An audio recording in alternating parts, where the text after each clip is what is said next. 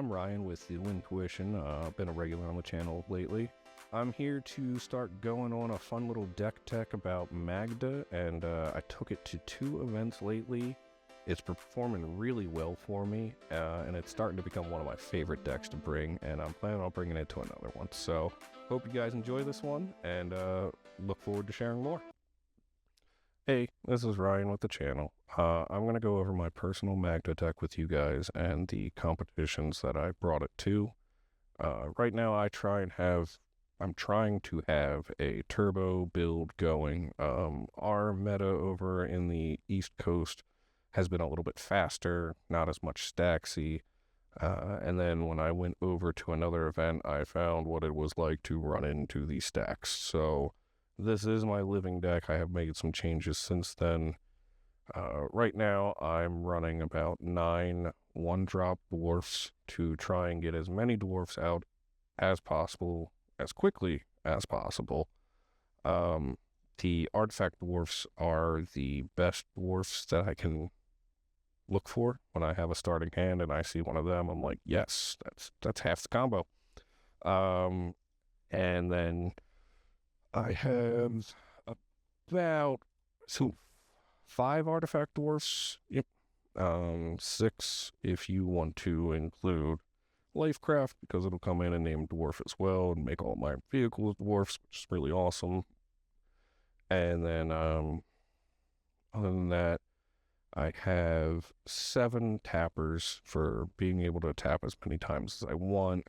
I do have some additional ones that like your Springleaf Drum and the Relic, so I can tap them once. It's for legendaries, but you know, it's still good to have, and things like that. So I have 7 that I can just tap as way as many times as I want, and a couple that are like, oh, tap me and this, and you can get something.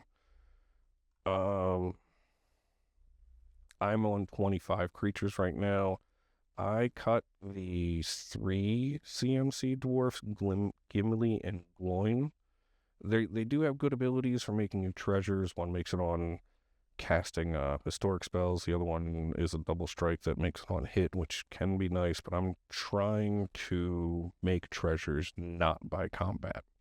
Like, I don't want to have to rely on swinging my fragile 1 booty dwarf that's going to be making me the treasure. So I did keep Plundering Barb because it is a way to clear the board, make you treasures. You can loop him for fun things in the end. Facebreaker, Simian Spirit Guide has been one that I've increased for my turbo rate. Zorn is just an automatic include for me, making you the additional treasure. Go-Go from Final Fantasy has been overperforming for me. He's been an amazing person. Just making another Magda onto the field has been glorious. Knuckles is part of that whole swing thing that I am trying to avoid, but it's the great backup plan, getting those extra treasures. You have Knuckles and Facebreaker after they've removed your Magda like 3 times. That extra production really helps. And Roaming Throne, making those extra triggers, is so important.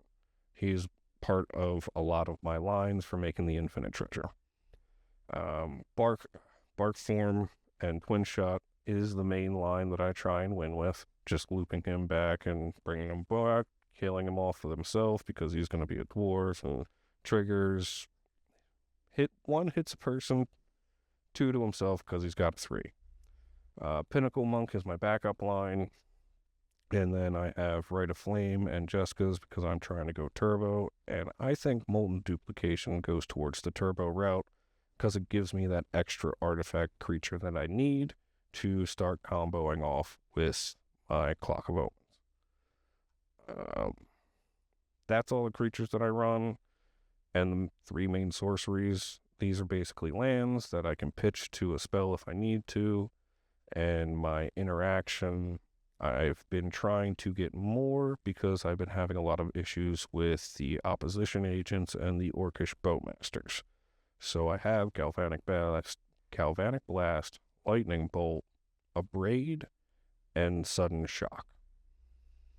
All of those will clear what I need it to clear, and those are also part of the backup lines that I can loop if my main line gets taken away. For interactions, I have the Pyroblast, the Red Elemental, Deflecting SWAT, and I just recently put in Tybolt's Trickery because I would rather have anything else on the board except the opposition agent. So it's now in there. Being able to copy things to triggered abilities has been very helpful as well. And Bottle Cap Blast has been performing, getting me those 4 tapped treasures by killing one of my own dwarves. Like, I'll do it. I'll sacrifice one of them real quick to get up to 5 treasures to start going off. And if they want to redirect it to one of their creatures, so be it. Part of the speed that I have, I've done the Mox Amber and Lotus Petal edition. Some people don't like running those ones because you need to have the legendary on board, and Magda gets removed very frequently. But now we have Tezzeret that'll trigger it, so it'll tap for a colorless at least. And then Clown Cart is one of the better vehicles now that we have Tezzeret able to tutor it up for us and just put it out for free. Another good include that we've had from Spider-Man was Peter Parker's camera. It's one of those double the triggers, so if you try to trigger Magda and then someone oppos you, now you have the ability to trigger Magda's ability again on top of the oppo and potentially win while the oppo's still on the stack instead of it stopping you. So I really like it for the protection piece. And if you're not using that, you get 3 counters on it. You can still have it trigger off of your Urza Saga. You can have it trigger off of your Tezzeret for another search. It's just a very good utility piece for me. I don't run a lot of stacks right now. I did have a lot more, but I've kept Vexing Bauble, Dampening Sphere, and God Pharaoh Statue. When those 3 are on, and Grafsdigger's Cage, but with those 3 on board, it's very hard for people to win through anything. I am still on Torp Orb. The ETB really does help with OBM. It hurts.